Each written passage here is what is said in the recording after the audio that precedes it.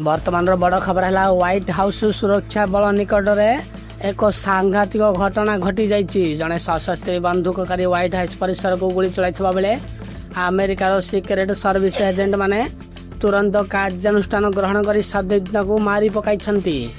ଏହି ସମୟରେ ରାଷ୍ଟ୍ରପତି ଡୋନାଲ୍ଡ ଟ୍ରମ୍ପ ହ୍ୱାଇଟ୍ ହାଉସ୍ ଭିତରେ ଥିଲେ ଏବଂ ସେ ସମ୍ପୂର୍ଣ୍ଣ ସୁରକ୍ଷିତ ଥିବାର ସୂଚନା ମଧ୍ୟ ମିଳିଛି ଏବଂ ଏହି ଗୁଳିକାଣ୍ଡ ସନ୍ଧ୍ୟା 6ଟା ବେଳେ ହୋଇଥିଲା।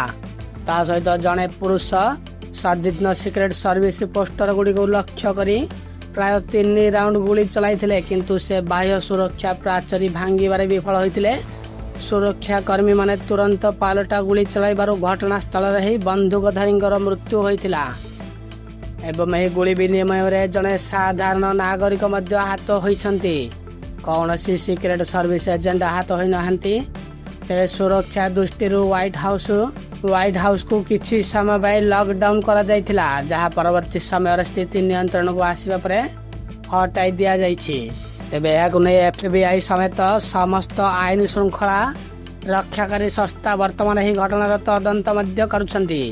ବନ୍ଧୁକଧାରୀ ପରିଚୟ ଏବଂ ଏହି ଆକ୍ରମଣ ପଛରେ କାହାର ପ୍ରକୃତ ଉଦ୍ଦେଶ୍ୟ ଥିଲା, ସରକାରୀ ଭାବେ କୌଣସି ସୂଚନା ପ୍ରକାଶ କରାଯାଇନାହିଁ।